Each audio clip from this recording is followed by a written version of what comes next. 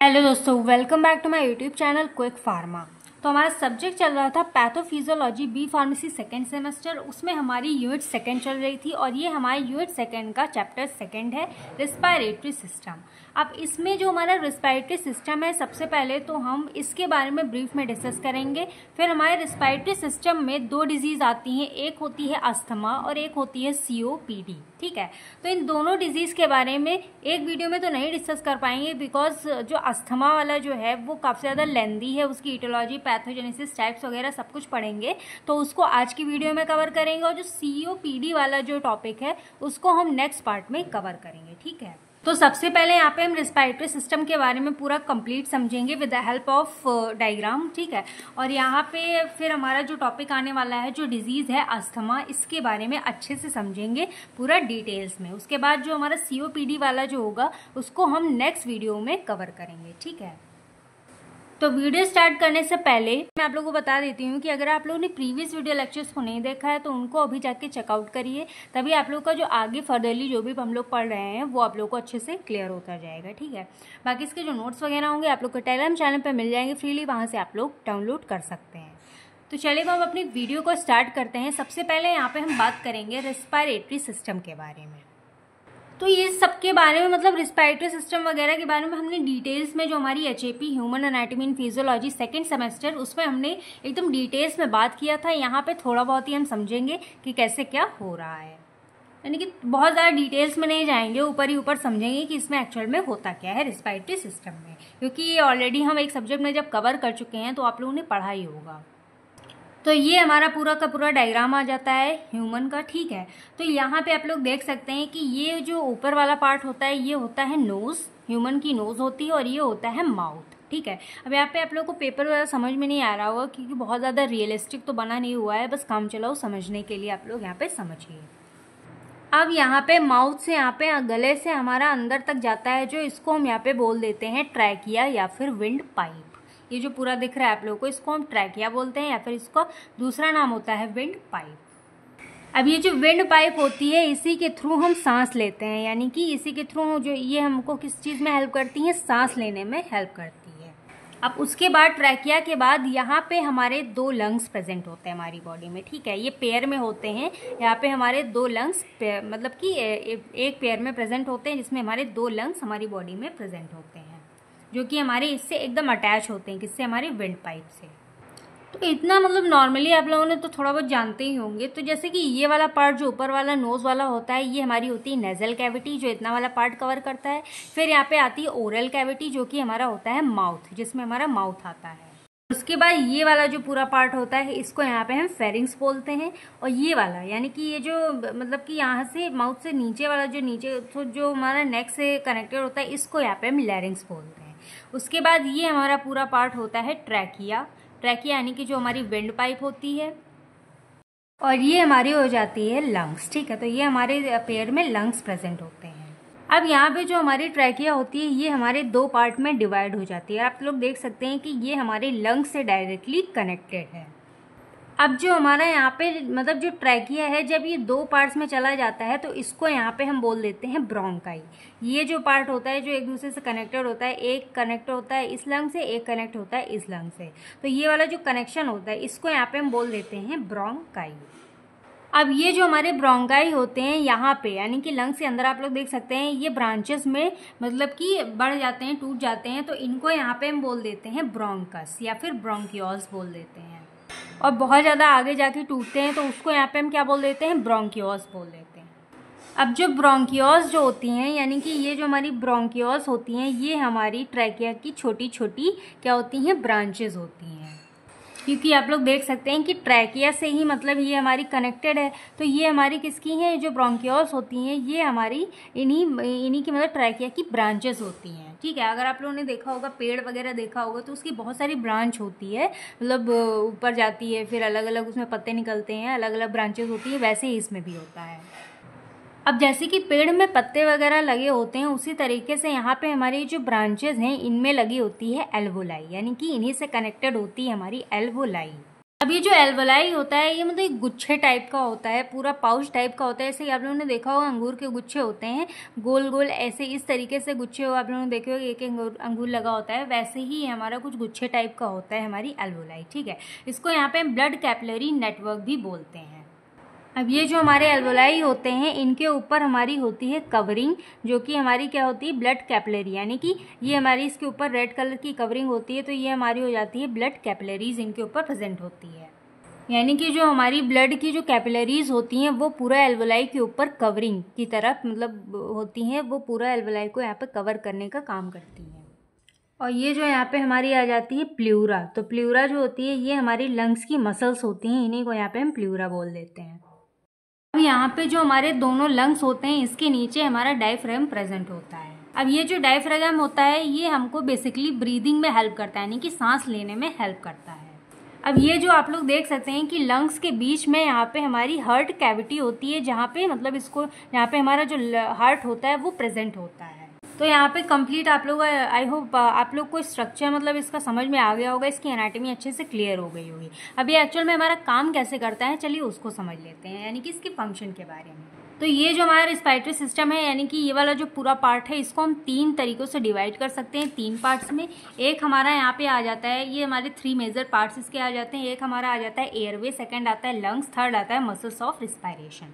तो जो एयरवे होता है ये कवर करता है नेजल कैविटी यानी कि नोज को, mouth, pharynx, लैरिंग्स, trachea and bronchioles. यानी कि इसमें जो हमारा नेजल कैविटी है, माउथ है, लैरिंग्स है, फेरिंग्स है और यहाँ पे हमारी ट्रैकिया है और ब्रोंकियोल्स है, ये सारी चीज़ें हमारी किस में आती हैं एयरवेज में आती हैं, एयरवे में आ जाती हैं। ठीक है, अब यहाँ पे हमारा सेकंड आ जाता है लंग्स। तो इसका मेन फंक्शनल यूनिट होता है, मतलब ये हमारी मेन फंक्शनल यूनिट होती है किसकी रिस्पायरेटरी सिस्टम की, और ये क्या परफॉर्म करता है, ये ऑक्सीजन एंड कार्बन डाइऑक्साइड लेने देने का काम करती है बाय एल्वोलाई। ठीक है, यहाँ पे मतलब कि अगर आप लोग से कोई पूछे कि यहाँ पे हमारा जो रिस्पायरेटरी सिस्टम का मेन फंक्शनल यूनिट कौन सी होती है, तो उसमें आप लोगों को लंग्स बताना है। ठीक है, इसका मेन काम क्या होता है कि ऑक्सीजन को लेती है, कार्बन डाइऑक्साइड को हमारी बॉडी से निकालती है बाय एल्वोलाई। फिर हमारा थर्ड आ जाता है मसल्स ऑफ रिस्पायरेशन, तो इसमें हमारा आ जाता है डायफ्राम, इंटरकोस्टल मसल्स, और ये हमारी बेसिकली किसमें हेल्प करती है, ये हमको ब्रीदिंग लेने में हेल्प करती है, यानी कि सांस लेने में हेल्प करती है। तो डायफ्राम आप लोग जानेंगे होंगे कि यहाँ पे ठीक है जो हमारे लंग्स के नीचे प्रेजेंट होते हैं, और जो हमारे इंटरकोस्टल मतलब कि जो ये हमारी इंटरकोस्टल स्पेस होती है, आप लोग जानते हैं कि जो हमारी मतलब जो लंग्स होते हैं यहाँ पे पास पास में क्या होता है हमारी रिब्स प्रेजेंट होती है। तो जो रिब्स के बीच का जो यहाँ पे जैसे कि ये हमारी रिब्स होती हैं, देख सकते हैं आप लोग, ये हमारी रिब्स होती हैं इस तरीके से, जो रिब्स के बीच का जो इंटरकोस्टल स्पेस होता है उसी को यहाँ पे हम बोल देते हैं क्या बोल देते हैं इंटरकोस्टल मसल्स बोल देते हैं। तो उन्हीं रिब्स के बीच में हमारे कुछ मसल्स भरी होती हैं। ठीक है, तो ये डायफ्राम है, इंटरकोस्टल मसल्स हमारी रिस्पायरेशन मसल्स होती हैं जो कि हमको ब्रीदिंग लेने में हेल्प करती हैं। तो ये पूरा आप लोग इसके पार्ट्स के बारे में अच्छे से क्लियर हो गया आप लोग को कि कौन से पार्ट में कौन सी चीज़ आती है और ये हमारा कैसे वर्क कर रहा है। ठीक है, अब यहाँ पे इसका मैकेनिज्म समझेंगे कि एक्चुअल में ये हमारा पूरा काम कैसे करता है। अब जैसे कि आप लोग अगर सिंपली भाषा में पूछें या फिर हम बताएं आप लोगों को, तो ये जो हमारा रिस्पायरेटरी सिस्टम होता है ये एक्चुअल में हमारी बॉडी में क्या काम कर रहा है, ये हमको सांस लेने में हेल्प करता है, यानी कि ब्रीदिंग में हमारा हेल्प करता है। क्योंकि हमारी जो कंप्लीट बॉडी है वो किस पे मतलब डिपेंडेंट है, हमारे ऑक्सीजन पे डिपेंड है। अगर जब तक हम लोग सांस ले रहे हैं तब तक हम लोग मतलब कि जिंदा हैं।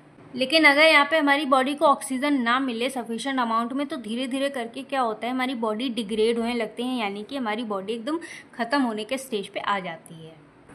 तो पूरी बॉडी हमारी किससे बनी होती है, हमारे सेल्स से बनी होती है। लेकिन अगर हमारी बॉडी के जो सेल्स हैं उन तक ऑक्सीजन नहीं पहुंचेगी तो हमारे जो सेल्स होते हैं, जो टिश्यूज होते हैं वो मर जाएंगे, जिसकी वजह से हम जिंदा नहीं रह सकते। ठीक है, तो इसीलिए हमको ऑक्सीजन की बहुत ज़्यादा ज़रूरत होती है जिंदा रहने के लिए।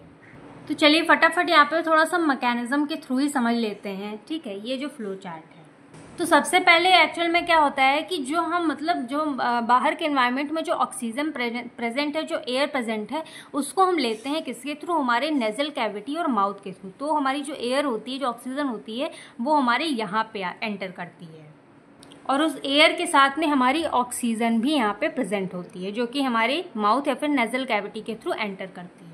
अब उसके बाद जो हमारी एयर है जिसमें हमारी ऑक्सीजन प्रेजेंट है, जब नेजल कैविटी और माउथ के थ्रू यहाँ पे आ जाती है, उसके बाद ये हमारे लैरिंग्स और फेरिंग्स इन दोनों को क्रॉस करते हुए हमारे ट्रैकिया में यानी कि विंड पाइप में पहुँच जाती है। अब ये जो विंड पाइप है ये मेन दरवाज़ा होता है या फिर मेन रास्ता होता है जिससे हमारी जो ऑक्सीजन है फिर जो एयर है वो हमारे लंग्स तक डायरेक्टली पहुँचती है। अब ट्रैकिया के थ्रू हमारे जो दोनों लंग्स आपस में यहाँ से मतलब ट्रैकिया से कनेक्टेड है, ये हमारे चले जाते हैं, एक इस लंग्स में पहुँच जाते हैं और एयर हमारी इस लंग्स में पहुँच जाती है। किसके थ्रू? हमारे विंड पाइप के थ्रू। अब ट्रैकिया के थ्रू यहाँ पे हमारी मतलब जो ब्रांचेस प्रेजेंट है, जो ब्रोंकस है फिर जो ब्रोंक्यूल्स है, इनके थ्रू यहाँ पे जाएगी, मतलब सारी जगह जाने के बाद ये हमारी पहुँच जाती है एल्वोलाई में। अब जो हमारी ऑक्सीजन एल्वोलाई में पहुंच जाती है तो आप लोगों को पता है कि एल्वोलाई के ऊपर किसकी कवरिंग है? हमारी ब्लड कैपिलरीज की कवरिंग है। एक तरीके का हमारा ब्लड कैपिलरी नेटवर्क बना हुआ है। तो अब जो यहाँ पे ऑक्सीजन हमारे एल्वोलाई में प्रेजेंट है तो ये क्या करते हैं, उस ऑक्सीजन को हमारे ब्लड कैपिलरीज में, क्योंकि हमारी ब्लड कैपिलरी में क्या प्रेजेंट है? हमारा ब्लड प्रेजेंट है, तो ये ऑक्सीजन को क्या करते हैं, फिर एयर को क्या करते हैं, हमारे इस ब्लड कैपिलरी में पहुंचा देते हैं। कौन? हमारे एल्वोलाई। उसके बाद हमारा यहाँ पे ब्लड कैपिलरीज के थ्रू यहाँ पे हमारी बॉडी में जाता है, क्योंकि हमारी पूरी बॉडी में ब्लड कैपिलरीज प्रेजेंट होती हैं। उसके बाद हमारी जो बॉडी में जो कार्बन डाइऑक्साइड होती है फिर वो ब्लड के थ्रू हमारी इस एल्वोलाई में आता है। उसके बाद ट्रैकिया के थ्रू हमारे इस नेजल कैविटी एंड माउथ के थ्रू कार्बन डाइऑक्साइड जो होता है वो हमारे बाहर एक्सक्रीट आउट हो जाता है, जो कि हमारा वेस्ट प्रोडक्ट होता है। ठीक है, तो इस तरीके से हमारा ऑक्सीजन एंड कार्बन डाइऑक्साइड का आदान प्रदान होता रहता है। तो इसीलिए यहाँ पे हम पूरे कंप्लीट रेस्पिरेटरी सिस्टम को यहाँ पे हम रेस्पिरेशन भी बोलते हैं, क्योंकि हमारा सांस लेने का मेन मोटिव होता है कि ऑक्सीजन हमको मिलनी चाहिए और जो कार्बन डाइऑक्साइड है हमारी जो बॉडी में वेस्ट मटेरियल है वो हमारी बॉडी से निकलना चाहिए। तो ये पूरा हो जाता है इसका मैकेनिज्म के बारे में। ठीक है, तो आई होप आप लोगों को पूरा कंप्लीट समझ में आ गया होगा। तो इसमें हमारा जो ऑक्सीजन है वो हमारी नेजल कैविटी के थ्रू फेरिंग्स में आया, लैरिंग्स में आया, उसके बाद ट्रैकिया में, फिर ब्रोंकाई में, फिर एल्वोलाई में, और एल्वोलाई में जो ब्लड कैपिलरीज हैं उनके थ्रू, ब्लड के थ्रू हमारी पूरी बॉडी में पहुंच गया। ठीक है, और जो हमारा कार्बन डाइऑक्साइड है वो हमारी बॉडी से एल्वोलाई के थ्रू, फिर ब्रोंकाई के थ्रू, फिर ट्रैकिया के थ्रू हमारे लैरिंग्स में गया, लैरिंग्स से फेरिंग्स में गया, फिर फेरिंग्स के थ्रू हमारे नेजल कैविटी एंड माउथ के थ्रू हमारी पूरी बॉडी से निकल गया। तो ये पूरा हो जाता है मैकेनिज्म। तो आई होप आप लोगों को पूरा रेस्पिरेटरी सिस्टम के बारे में कंप्लीट फंडा क्लियर हो गया होगा। ठीक है, तो अगर इसमें कोई भी डाउट होता है आप लोग कमेंट सेक्शन में पूछ सकते हैं।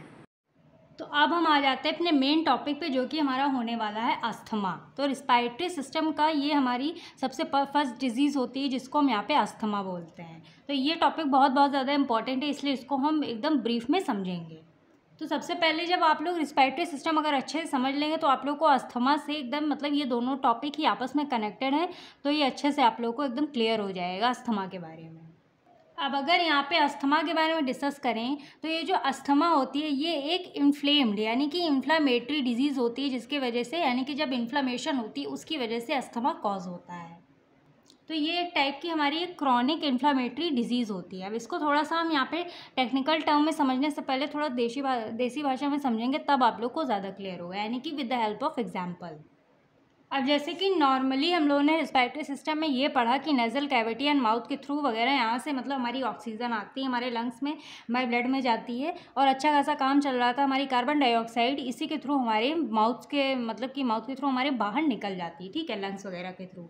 तो ये तो हमारा सिंपल सा फंडा जो था जो नॉर्मली चल रहा था। तो यहाँ पे एक प्रॉब्लम आ जाती है जिसको हम यहाँ पे बोल देते हैं इन्फ्लामेशन। अब जैसे कि आप लोगों ने इन्फ्लामेशन वाले टॉपिक में पढ़ा होगा कि इन्फ्लामेशन हमारे लिए कहीं ना कहीं एक अच्छा काम कर रही थी, लेकिन अगर इस वाले टॉपिक में अगर हम बात करें, अस्थमा से रिलेटेड बात करें, तो इसमें जो इन्फ्लामेशन है ये काफ़ी ज़्यादा प्रॉब्लम क्रिएट करती है। अब जैसे अगर नॉर्मली हम लोगों ने इन्फ्लामेशन के बारे में जब पैथो में पढ़ा था फर्स्ट यूनिट में, तो इसमें हमारा क्या हो रहा था कि नॉर्मली हमारे मतलब कि कुछ सिम्टम्स देखने को मिल रहे थे इन्फ्लामेशन की वजह से। रेडनेस हो रही थी, ईचिंग हो रही थी, ये सारी चीज़ें इन्फ्लामेशन में हम लोग को देखने को मिल रहा था। लेकिन यहाँ पे हमारी कौन सी कंडीशन आ जाती है, यहाँ पे हमारा आ जाता है जो एयर वेज होते हैं वो हमारी इन्फ्लेम्ड हो जाते हैं, नैरो यानी कि पतले हो जाते हैं, और यहाँ पे स्वेल हो जाते हैं, सूज जाते हैं। और तीसरा यहाँ पे जो म्यूकस होता है यानी कि एक्स्ट्रा अमाउंट ऑफ म्यूकस जो होता है वो ज़्यादा अमाउंट में हमारा प्रोड्यूस होने लगता है, जो कि हमको सांस लेने में काफ़ी ज़्यादा डिफ़िकल्टी होती है। तो एक्चुअल में जो अस्थमा होता है ये इन्हीं 3 प्रॉब्लम की वजह से, यानी कि इन्हीं 3 narrow, swelling, inflamed and mucus की वजह से ये हमारी मतलब कि अस्थमा जैसी प्रॉब्लम हो जाती है, अस्थमा वाली डिजीज़ कॉज होती है, यानी कि ब्रीदिंग में काफ़ी ज़्यादा डिफ़िकल्टी होती है। अब जो इन्फ्लामेशन होती है वो मेनली ट्रैकिया एंड ब्रोंकाई में होती है, ठीक है। तो इसको हमने जूम करके अलग अलग यहाँ पे बनाया हुआ है। ये हमारी आ जाती है ट्रैकिया, ठीक है, और ये हमारी आती है ट्रैकिया, और यहाँ पे ये हमारी एल्वोलाई होती है और ये हमारी ब्रोंकियोल्स होते हैं, ठीक है। तो ये मान लो जैसे कि हमारा ट्रैकिया है और ये हमारी ब्रोंकाई है, ठीक है। तो इसको अगर हम नॉर्मली अगर हम देखें तो ये हमारा कुछ इस तरीके का होता है, यानी कि ये आप लोग देख सकते हैं यहाँ के सफिशिएंट अमाउंट में यहाँ पे जगह भी है और ये हमारा एक पाइप लाइक स्ट्रक्चर होता है। और ये मतलब पूरा आप लोग देख सकते हैं कवरिंग होती है मतलब पाइप की, और ये हमारा पूरा का पूरा ये एरिया जो होता है जहाँ से जगह होती है यहाँ पे हमारी ये क्या होता है एकदम रिलैक्स होती है, और ये इजीली अलाउ करती है कि यहाँ से एयर या फिर ऑक्सीजन हमारी बॉडी में पहुँच सके, यानी कि हमारे लंग्स में पहुँच सके। तो यहाँ से हमारी ये मतलब कि एयर और ऑक्सीजन पहुँचती रहती है और हमारे पूरे लंग्स और ट्रैके वगैरह में यहाँ पे हमारी ट्रांसफ़र होती रहती है। तो यहाँ पे नॉर्मली कंडीशन में देखा जा रहा है तो यहाँ पे जो नॉर्मल एयरवे है, यानी कि यहाँ से हमारी एयर आ रही है ट्रैकिया विंड पाइप से और हमारे यहाँ पे ब्रोंकियोल्स में यहाँ पे हमारी मतलब लंग्स में पहुँच रही है, और लंग्स में पहुँचने के बाद ये हमारी ब्रोंकियोल्स में पहुँचने के बाद ये हमारी पहुँच जाती है एल्वोलाई में, मतलब आसानी से पहुँच रही है। और उसके बाद जो हमारी एल्वोलाई पे जो ब्लड वेसल्स प्रेजेंट हैं उनके साथ ये गैस एक्सचेंज करती है और CO2 यहाँ से वापस आके हमारा CO2 क्या होता है माउथ के थ्रू बाहर निकल जाता है लंग्स के थ्रू, ठीक है। तो ये तो हमारा सिंपल सा फंडा हो गया जो हमारी डेली लाइफ रूटीन में चलता रहता है। अब प्रॉब्लम कहाँ पे आती है, चलिए वो समझते हैं। तो ये हमारी जो नॉर्मल एयर वे है या फिर जो हमारे ब्रोंकियोल्स हैं, स्मूथ मसल्स हैं, यहाँ जहाँ पे हमारे इजीली एयर पास हो रही है, ऑक्सीजन मिल रही है, तो यहाँ पे हमारे कुछ हो जाए, मतलब कि कोई इन्फ्लामेशन कॉज हो जाए। अब आप लोग सोचेंगे कि इन्फ्लामेशन एक्चुअल में होती कैसे और क्यों होती है, तो इसको हम यहाँ पे इटियोलॉजी यानी कि कॉजेज़ में पढ़ेंगे, वो तो हम लोग का बाद में आएगा। तो जब यहाँ पे अस्थमा कॉज होता है या फिर यहाँ पे जब मतलब कि इन्फ्लामेशन होती है तो सबसे पहले यहाँ पे क्या आ जाती है, स्वेलिंग आ जाती है, ठीक है। और ये वाला जो पैसेज होता है वो हमारा नैरो हो जाता है, जैसे आप देख सकते हैं यहाँ पे ओपन है और यहाँ पे जो एयर पैसेज होता है वो हमारा पतला हो जाता है, नैरो हो जाता है। नैरो पैसेज मतलब कि ब्रोंको कॉन्स्ट्रिक्शन हो जाती है, कॉन्स्ट्रिक्ट हो जाता है, सिकुड़ जाता है। तो आप लोग देख सकते हैं कि अस्थमा वाले में ये जो हमारा ब्रोंको कॉन्स्ट्रिक्शन हो रहा है, यहाँ पे जो पास पैसेज है वो हमारा नैरो होने की वजह से यहाँ पे अब देख सकते हैं यहाँ पे ज़्यादा जगह है तो एयर आसानी से पास हो रही है, लेकिन यहाँ पे जगह ही नहीं होती है तो ये जो एयर या फिर ऑक्सीजन होती है वो हमारी पास नहीं हो पाती ईजिली। तो इस वाले में नॉर्मल एयर में एयर हमारी आसानी से पास हो जाती है, और इस वाले फंडे में यानी कि अस्थमा वाले में जब अस्थमा कॉज होता है तो उस टाइम पे जो एयर होती है वो पास नहीं हो पाती ईजिली। अब नैरो के बाद यहाँ पे आ जाता है एक्सेसिव म्यूकस, यानी कि यहाँ पे म्यूकस बहुत ज़्यादा प्रोड्यूस होने लगता है, ज़्यादा अमाउंट में, एक्स्ट्रा अमाउंट में। अब जो हमारी बॉडी के इंटरनल मतलब कि इंटरनल स्पेस होती है वहाँ पे हमारा प्रेजेंट होता है क्या, म्यूकस। तो एक तरीके से हम ये भी कह सकते हैं कि हमारा जो म्यूकस होता है वो हमारा एक तरीके से प्रोटेक्टिव नेचर का होता है, क्योंकि अगर कोई भी बाहर से चीज़ हमारी आ रही है तो उससे हमको बचाने का काम कौन करता है, हमारा म्यूकस बचाने का हमको काम करता है। जैसे आप लोगों को पता है कि हमारे पेट में HCl प्रेजेंट होता है, लेकिन फिर भी हमारा जो पेट होता है वो एकदम सेफ रहता है, जलता नहीं है, बिकॉज ऑफ म्यूकस। तो यहाँ पे क्या हुई है, एक्चुअल में इन्फ्लामेशन हुई। अब आप लोग को पता है कि इन्फ्लामेशन यहाँ पे प्रोटेक्टिव नेचर की तरह ही काम करती है। अब यहाँ पे एक्सेसिव अमाउंट ऑफ म्यूकस यहाँ पे सिक्रीट होता है। अब जब यहाँ पे मतलब कि एक्स्ट्रा अमाउंट में जब म्यूकस सिक्रीट होगा, प्रोड्यूस होगा, तो यहाँ पे जो बची कुची हुई मतलब पैसेज होगी या फिर जगह होगी वो भी हमारी यहाँ पे ब्लॉक हो जाती है।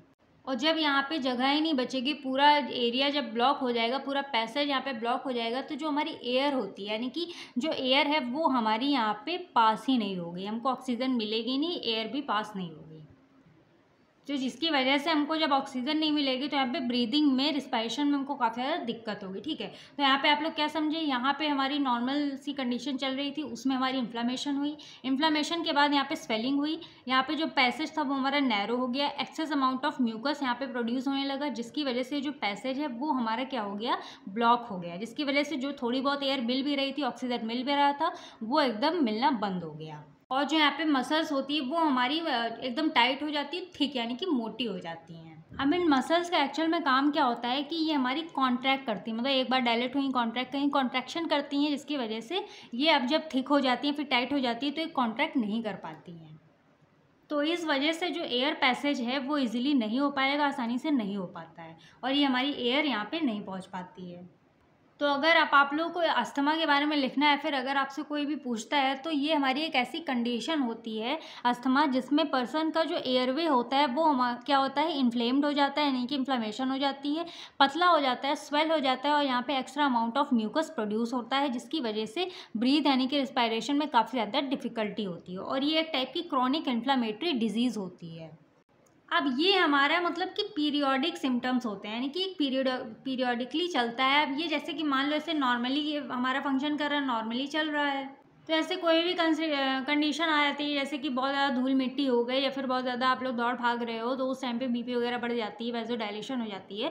तो यहाँ पे उस कंडीशन में से धूल वगैरह बहुत ज़्यादा हो जाता है, तो उसकी वजह से यहाँ ये हमारे क्या हो जाती है, कॉन्स्ट्रिक्ट हो जाती है, जिसकी वजह से हमको ब्रीथ लेने में काफ़ी ज़्यादा डिफिकल्टी होती है। फिर बहुत ज़्यादा म्यूकस इकट्ठा हो जाता है, म्यूकस इकट्ठा होने की वजह से भी हमको सांस लेने में काफ़ी ज़्यादा दिक्कत होती है। तो इसीलिए बहुत लोगों को जैसे अस्थमा वाली प्रॉब्लम होती है तो वो इन्हेलर का यूज़ करते हैं। वो जो इन्हेलर होता है अस्थमा इन्हेलर, तो वो यहाँ पे माउथ के थ्रू मतलब लिया जाता है, वो माउथ में ऐसे लगाते हैं और उसकी जो मतलब उसमें जो ड्रग होती है वो हमारे माउथ में एंटर करती है। तो उसके बाद ये ट्रैकिया में जाने के बाद लंग्स में जाएगी और यहाँ पे जो मतलब ब्रोंकियोल्स में जो ब्रोंको कंस्ट्रिक्शन हो रहा था, तो ये जो ड्रग होगी मतलब कि इन्हेलर में, वो इसको क्या करती है, डायलेट, फिर से डायलेट कर देती है, जिससे की वजह से जो एयर है वो आसानी से पास हो सके।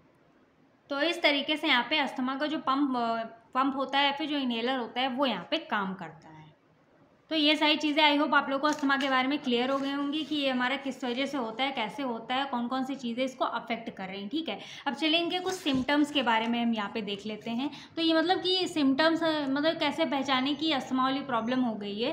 तो पहला सिम्टम्स यहाँ पे आ जाता है डिस्फोनिया। तो डिस्फोनिया का मतलब होता है शॉर्टनेस ऑफ ब्रीदिंग, यानी कि शॉर्टनेस ऑफ ब्रीदिंग का मतलब होता है धीरे धीरे सांस लेना, फिर बहुत कम सांस आना, मतलब सांस उखड़ रही है या फिर काफ़ी ज़्यादा दिक्कत हो रही है ब्रीदिंग में। फिर आता है विजिंग, यानी कि विस्टल साउंड ड्यूरिंग रिस्पायरेशन, यानी कि बहुत लोग होते हैं कि जब वो सांस ले रहे होते हैं तो उस टाइम पे सीटी, जैसे विसल नहीं होती है, सीटी टाइप की आवाज़ आती है, विजिंग होती है उनको।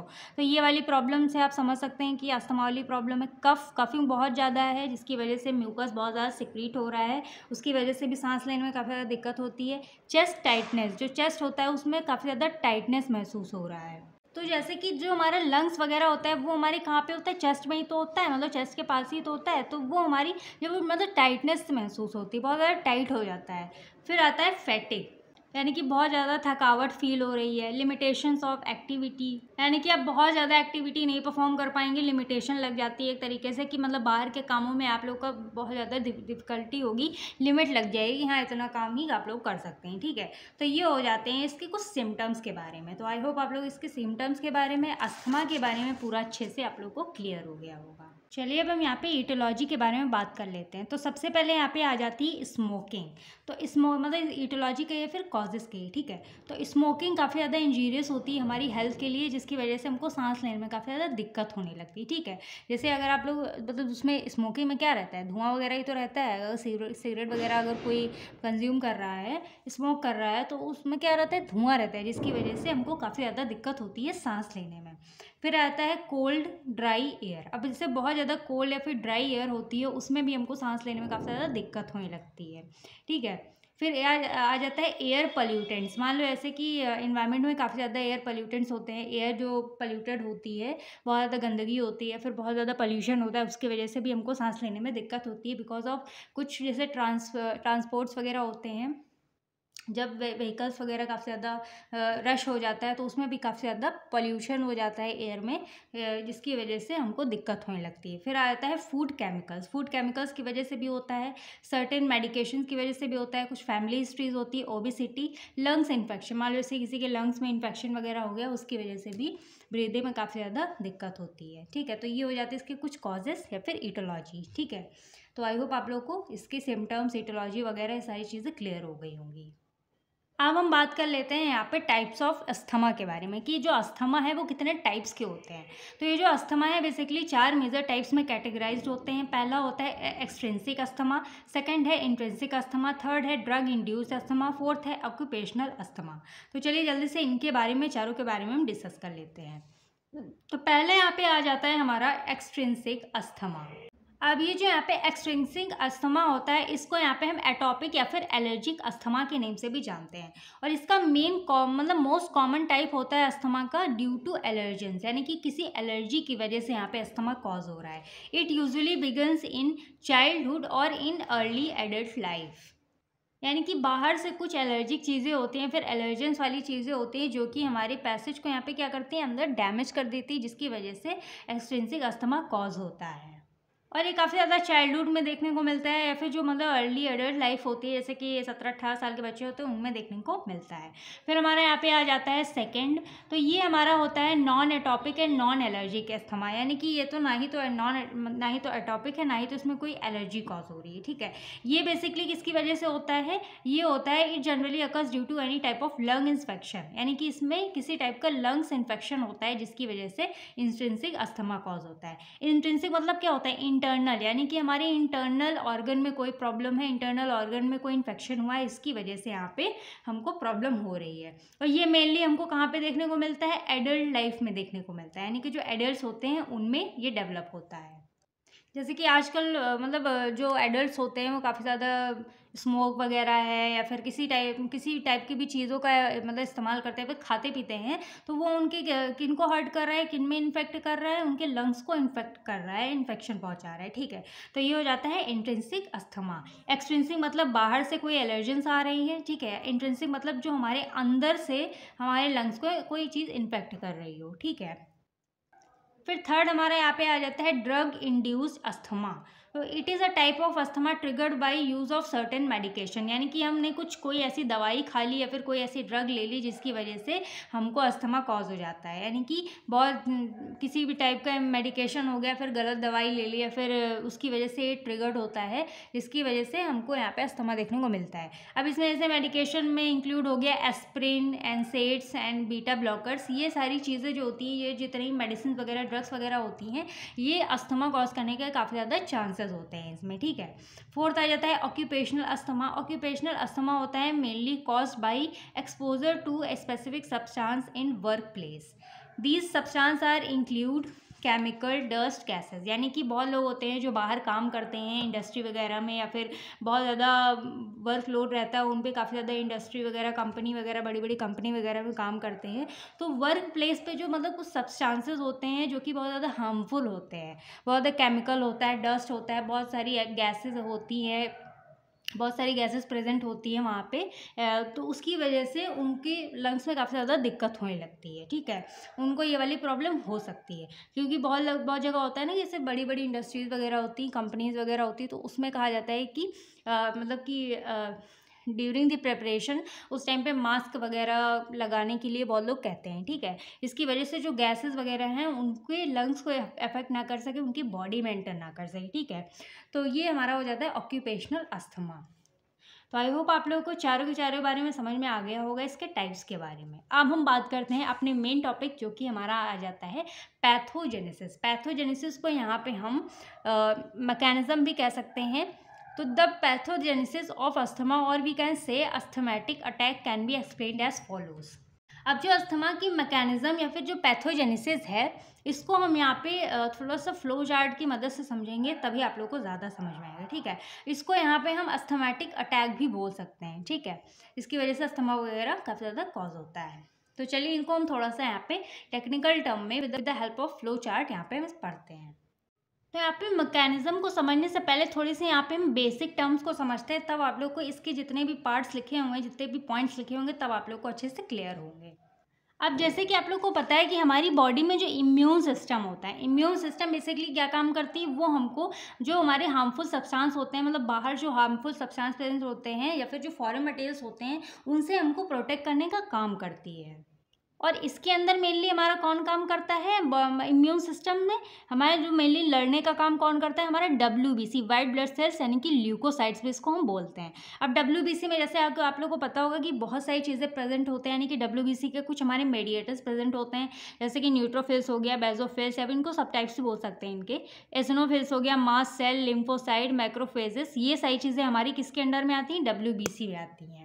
तो ये हमारे WBC के सब टाइप्स होते हैं, यानी कि WBC के ही सेल्स होते हैं, ठीक है। अब यही जो मेन चीज़ें होती हैं, यही हमारी WBC के अंडर में जितनी भी चीज़ें आती हैं वो हमारी किसकी तरह मतलब प्ले करती हैं, ये हमारे एकदम प्ले वाइटर रोल इन्फ्लामेशन, यानी कि ये सबसे ज़्यादा अपना रोल प्ले करती हैं इन्फ्लामेशन में। तो जब आप लोगों को इन्फ्लामेशन, अगर आप लोगों ने पढ़ा होगा वो टॉपिक, तो आप लोगों को अच्छे से समझ में आ रहा होगा। तो ये तो हमारा इम्यून सिस्टम के बारे में हो गया। अब यहाँ पे एक चीज़ और समझते हैं, यहाँ पे पैथोजेनेसिस को समझने से पहले। तो यहाँ पे आ जाता है साइटोकाइंस। तो साइटोकाइंस एक टाइप का केमिकल मैसेंजर होता है जो कि बहुत सारे टाइप्स के इम्यून सेल्स को यहाँ पे क्या करता है, प्रोड्यूस करता है। जैसे कि हमारे टी सेल्स हो गए, बी सेल्स हो गए, माइक्रोफेजेस हो गए, मोनोसाइट्स हो गए, इन सबको ये क्या करता है, प्रोड्यूस करने का काम करता है। अब यहाँ पे जो हमारे साइटोकाइंस होते हैं ये भी बहुत अलग अलग टाइप के होते हैं। जैसे कि पहला हो जाता है interleukins, a type of cytokine, ठीक है। और हमारा इंटरल्यूकिन 3 हो जाता है, इंटरल्यूकिन 4 हो जाता है। तो इस टाइप के हमारे साइटोकिन्स ये हमारे होते हैं। तो ये सभी के सभी हमारे साइटोकाइंस होते हैं जो कि हमारा एक टाइप का मैसेंजर, मतलब केमिकल मैसेंजर की तरह काम करता है, ठीक है, जो कि हमारे इम्यून सेल्स को यहाँ पे प्रोड्यूस करने में हेल्प करते हैं। तो इतना तो आप लोग को क्लियर हो गया होगा। अब यहाँ पे हम पैथोजेनेसिस के बारे में चलिए हम यहाँ पे समझते हैं। तो चलिए थोड़ा सा यहाँ पे मतलब कि डायग्राम के फ्लो चार्ट में थोड़ा सा समझते हैं। तो जैसे कि हमारा कोई भी एलर्जेंस है फिर एंटीजेंस है जो कि हमारी बॉडी में एंटर हो गया, तो ये हमारे जो एलर्जेंस है फिर एंटीजेंस है ये हमारे लिए हार्मफुल है हमारी बॉडी के लिए, ठीक है। तो जैसे ही ये हमारे एंटर करते हैं तो यहाँ पे जो मैक्रोफेजेस होते हैं, यानी कि जो हमारे एयरवे में जो मैक्रोफेजेस प्रेजेंट होते हैं, एयरवे में मैक्रोफेजेस मतलब जो हमारे WBC का पार्ट है मैक्रोफेजेस, ठीक है। तो ये क्या करता है यहाँ पे जो मतलब कि एंटीजेंस या फिर एलर्जेंस होते हैं, ये मैक्रोफेज क्या करता है, उनसे लड़ने का काम करता है, यानी कि उनको इंगल्फ कर लेता है, उनको एक तरीके से खा लेता है, अपने अंदर समा लेता है, यानी कि उसको इंगल्फ कर लेता है। और ये जैसे ही मतलब कि इसको इंगल्फ कर लेते हैं, मैक्रोफेज को खा लेते हैं, यानी कि मार देते हैं, पहले स्टेप में इसको मार देते हैं और यहाँ पे क्या करते हैं, इनको अलग अलग पार्ट्स में तोड़ देते हैं। इन किसको, यहाँ पे एंटीजेंस या फिर एलर्जेंस को अलग अलग पार्ट में तोड़ देते हैं। तो ये वाला पार्ट क्या होता है, हमारा फैगोसाइटोसिस वाली प्रोसेस होती है। तो जब ये ब्रेक हो जाते हैं तो ये जो मतलब मैक्रोफेज के सरफेस पे आ जाते हैं। तो यहाँ पे जैसे कि आप लोगों को पता होगा कि यहाँ पे जो हमारे एंटीजेंस या फिर एलर्जेंस जो भी हमारे हार्मफुल मटेरियल्स होते हैं जो कि हमारी बॉडी में एंटर हो जाते हैं, तो ये जो WBC है जो फिर हमारे इम्यून सिस्टम होता है वो उसको क्या करता है, उसमें जो हमारे कुछ मतलब कि सब टाइप्स होते हैं वो उनको इंगल्फ कर लेते हैं, यानी कि पहचानते हैं, उस एंटीजन को पहचानते हैं और उनके लिए एक एंटीबॉडी तैयार कर देते हैं। क्या तैयार कर देते हैं, एंटीबॉडी। तो उस टाइप में हमारी एंटीबॉडी तैयार हो जाती है। फिर जैसे कि अगर दोबारा कोई भी एंटीजन या फिर एलर्जेंस आता है तो वो ये जो एंटीबॉडी होती है उसको तुरंत ही ख़त्म कर देती है ऑन स्पॉट, यानी कि एंटीजन को यहाँ पे ख़त्म करने का काम करती है। अब यहाँ पे जो हमारे मतलब कि ये जो हमारे एंटीबॉडी होती है या फिर जो हमारी मैक्रोफेजेस होते हैं, तो यहाँ पे जैसे कि वाली प्रोसेस हो गई, इसने क्या किया, इनगल्फ कर लिया, उसके बाद फैगोसाइटोसिस वाली प्रोसेस हो गई, इसने इसको मारने के बाद यहाँ पे ब्रेक डाउन कर दिया और ये इसके सरफेस पे आ गए। तो ये हो गई हमारी फैगोसाइटोसिस वाली प्रोसेस। अब यहाँ पे जो हमारे टी लिम्फोसाइट्स होते हैं, ठीक है, अब मान लो ऐसे कि यहाँ पे हमारा फिर से दोबारा से एलर्जन या फिर एंटीजन आ जाता है, तो यहाँ पे जो हमारे टी लिम्फोसाइट्स होते हैं ये कुछ साइटोकाइंस रिलीज कर देते हैं जो कि हमारे होते हैं 1L4, 1L5, 1L13। और साइटोकाइंस एक्चुअल में हमारे क्या थे, एक टाइप का हमारा केमिकल मैसेंजर था जो कि हमारे इम्यून सेल्स को यहाँ पे प्रोड्यूस कर रहा था, T cells, B cells, macrophages, ठीक है। तो ये हमारे टी लिम्फोसाइट्स होते हैं, यानी कि टी सेल्स होते हैं जो कि हमारे साइटोकाइंस को रिलीज कर देते हैं। अब ये हमारे जो साइटोकाइंस होते हैं, यानी कि इसमें जो हमारा IL4 होता है ये हमारा क्या कर देता है, प्लाज्मा बी सेल्स को यहाँ पे एक्टिवेट कर देता है, ठीक है। और जो हमारे IL5 होते हैं ये इसिनोफिल्स को यहाँ पे एक्टिवेट कर देते हैं। IL13 जो होता है ये हमारे म्यूकस प्रोडक्शन को यहाँ पे बढ़ा देता है, इंक्रीज कर देता है। अब यहाँ पे जो हमारा टी लिम्फोसाइट्स है इसको यहाँ पे हम टी हेल्पर सेल्स भी बोल सकते हैं, ठीक है, जो कि हमारे क्या कर रहे हैं, रिलीज कर रहे हैं साइटोकाइंस को, यानी कि यहाँ पे साइटोकाइंस को रिलीज करते हैं।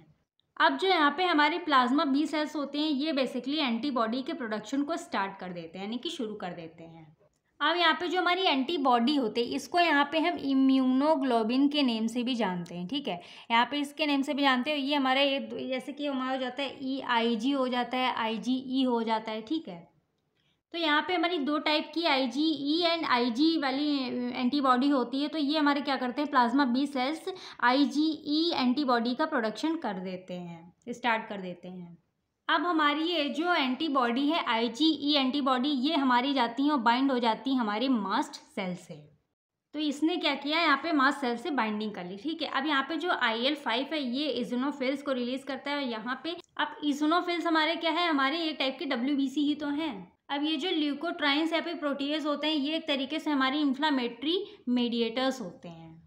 अब ये अल्टीमेटली क्या करते हैं, सेल को डैमेज करना स्टार्ट कर देते हैं, यानी कि सेल्स को डैमेज करने लगते हैं। और जो IL-13 होता है ये इंक्रीज कर देता है म्यूकस के प्रोडक्शन को। और ये जितनी भी सारी चीज़ें हो रही हैं हमको कहाँ पे देखने को मिल रही हैं, हमारी ब्रोंकस में, यानी कि ये जो हमारा ब्रोंकस है इसके अंदर देखने को मिलती है, यानी कि जो ब्रांचेस है इसके अंदर हमको देखने को मिल रही हैं। तो ये पूरी प्रोसेस होती है, मैकेनिज्म होता है, यानी कि जब पहली बार एलर्जेंस या फिर एंटीजेंस एंटर करता है उसके बाद ये हमारा जो माइक्रोफेज होता है इसको मार देता है, इंगल्फ कर लेता है, फैगोसाइटोसिस वाली प्रोसेस होती है, ठीक है। अब यहाँ पे सेकेंड टाइम में क्या होता है, जब कोई भी एलर्जन या फिर एंटीबॉडी हमारी बॉडी में एंटर करता है तो इस चीज़ को आप लोग थोड़ा सा ध्यान से समझिएगा, तब वो हमारा मतलब माइक्रोफेज इसको इनगल्फ नहीं करता है, बल्कि यहाँ पे जो हमारी एंटीबॉडीज़ थी जो कि हमारी डायरेक्टली मास्ट सेल पे जाके मतलब कि यहाँ पे क्या हो चुकी थी, डेवलप हो चुकी थी। तो सेकेंड टाइम में हमारा एक्चुअल में होता क्या है कि हमारी जो एंटीजन है, यानी कि जो हमारी बाहर से एंटीजन आए हैं वो डायरेक्टली हमारे कहाँ पे बाइंड करता है, एंटीजन या फिर एंटीबॉडी कॉम्प्लेक्स में जाके बाइंड कर जाता है। अब जैसे यहाँ पे हमारा एंटीजन एंटीबॉडी का कॉम्प्लेक्स बनता है तो ये जो हमारे मतलब मास्ट सेल यहाँ पे इसके अंदर हमारे क्या प्रेजेंट होते हैं, कुछ हमारे मेडिएटर्स प्रेजेंट होते हैं, या फिर इन्हीं को यहाँ पे जो इसके अंदर जो मेडिएटर्स प्रेजेंट होते हैं इन्हीं को यहाँ पे इन्फ्लामेटरी मेडिएटर्स बोल देते हैं। तो ये हमारे क्या हो जाते हैं, ये हमारे हो जाते हैं रप्चर। कब रप्चर होते हैं, कब फटते हैं, जब हमारे यहाँ पे एंटीजन एंटीबॉडी का कॉम्प्लेक्स बनता है। तो वैसे ही हमारे इन्फ्लामेटरी मेडिएटर्स जो होते हैं ये हमारे फट जाते हैं, रप्चर हो जाते हैं, यानी कि जो कि यहाँ पे इन्फ्लामेशन कॉज कर रहे हैं उस टाइप के कुछ हमारे सब्सटेंस होते हैं। लेकिन ये हमारे मास्ट सेल के अंदर पैक होते हैं जब तक ये हमारे एंटीजन एंटीबॉडी कॉम्प्लेक्स नहीं फॉर्म कर लेते। जैसे ही फॉर्म करते हैं वैसे ही हमारे इन्फ्लामेटरी मेडिएटर्स जो होते हैं वो फट जाते हैं, रप्चर हो जाते हैं। और जैसे ही हमारे ये फटते हैं, रप्चर होते हैं, तो वैसे ही हमारे जो इन्फ्लामेटरी मेडिएटर्स होते हैं वो रिलीज़ हो जाते हैं और ये इन्फ्लामेशन कॉज करते हैं। और ये जो इन्फ्लामेटरी मेडिएटर्स मेनली होते हैं हिस्टामिन, प्रोस्टाग्लैंडिन एंड ल्यूकोट्राइन्स। तो ये पूरी प्रोसेस होती है, ठीक है, इस तरीके से। तो यहाँ पे जब पहली फर्स्ट टाइम पे एंटीजन एलर्जन यहाँ पे एंटर करता है तब ज़्यादा कुछ नहीं होता है यहाँ, लेकिन यहाँ पे थोड़ा सा साइटोकिन्स वगैरह रिलीज होने लगते हैं, थोड़ी सी प्रोसेस स्टार्ट हो जाती है। लेकिन सेकेंड टाइम में डायरेक्टली ये हमारे यहाँ पे एंटीजन्स मास्ट सेल में यहाँ पे मतलब कि चिपक जाते हैं, स्टिक हो जाते हैं और यहाँ पे एंटीजन एंटीबॉडी कॉम्प्लेक्स बना लेते हैं, जिसकी वजह से ये हमारे इन्फ्लामेटरी मेडिएटर्स हमारे रिलीज हो जाते हैं, ठीक है। तो इस तरीके से पूरी प्रोसेस होती है। तो अब यहाँ पे आते हैं मैम पैथोजेनेसिस पे। तो यहाँ पे सबसे पहले हमारा क्या हो रहा था, यहाँ पे activation of T helper cells, यानी कि यहाँ पे जो हमारे टी जैसे हमारे एंटीजन या फिर एलर्जेंस हमारे एंटर कर रहे थे, यहाँ पे हमारे जो टी से लिम्फोसाइट्स हो रहे थे या फिर जो टी हेल्पर सेल्स है ये हमारे एक्टिवेट हो रहे थे। ये क्या कर रहे थे, साइटोकाइंस को रिलीज़ कर रहे थे, यानी कि यहाँ पे साइटोकाइंस रिलीज़ कर रहे थे, IL-4, IL-5, IL-3, ठीक है। और ये बेसिकली क्या कर रहे थे, ये हमारे जो प्लाज्मा बी सेल्स है उनको स्टिमुलेट या फिर एक्टिवेट करने का काम कर रहे थे। ये साइटोकाइंस क्या कर रहे थे, यहाँ पे जो प्लाज्मा बी सेल्स है इनको एक्टिवेट कर रहे थे और बढ़ावा दे रहे थे, स्टिमुलेट कर रहे थे, जिसकी वजह से यहाँ पे जो हमारी IgE एंटीबॉडीज़ यानी कि इम्यूनोग्लोबिन एंटीबॉडीज़ जो IgE एंटीबॉडीज़ है वो हमारी यहाँ पे प्रोड्यूस हो रही थी, जनरेट हो रही थी। फिर हमारी जो IgE यानी कि ये जो हमारी IgE जो हमारी एंटीबॉडी है ये हमारी जाके कहाँ पे बाइंड कर रही थी, हमारे मास्ट सेल पे जाके बाइंड हो रही थी, ठीक है। फिर उसके बाद यहाँ पे क्या होता है, entry of foreign particle antigens allergens, यानी कि ये तो फर्स्ट ये यहाँ तक स्टेप जितना है जब यहाँ पे एंटीबॉडी या फिर एंटीजन्स जो होते हैं जब फर्स्ट टाइम एंटर करते हैं। तो यहाँ से हमारी प्रोसेस आती है जब ये एंटीजन्स या फिर एलर्जेंस सेकेंड टाइम एंटर करते हैं। तो यहाँ पे जब एंटीजन्स या फिर एलर्जेंस सेकेंड टाइम एंटर करते हैं तो ये हमारे डायरेक्टली कहाँ पे जाते हैं, ये हमारे जाते हैं यहाँ पे एंटीजन मास्ट सेल पे जाके डायरेक्टली बाइंड करते हैं एंटीजन और यहाँ पे फॉर्म कर लेते हैं एंटीजन एंटीबॉडी कॉम्प्लेक्स, ठीक है। उसके बाद यहाँ पे degranulation and bursting of mast cell. तो यहाँ पे जैसे ही ये फॉर्मेशन होता है तो ये जो हमारा मास्ट सेल होता है यहाँ पे इसके अंदर हमारे क्या प्रेजेंट होते हैं, इन्फ्लेमेटरी मेडिएटर्स होते हैं। जैसे हमारा मास्ट सेल यहाँ पे फटता है, रप्चर होता है, यहाँ पे डीग्रेनुलेशन होती है, ब्रस्ट होता है, वैसे ही हमारे जो इन्फ्लेमेटरी मेडिएटर्स होते हैं वो रिलीज हो जाते हैं, जो कि हमारे क्या होते हैं, हिस्टामिन, ल्यूकोट्राइन्स एंड प्रोस्टाग्लैंडिन्स।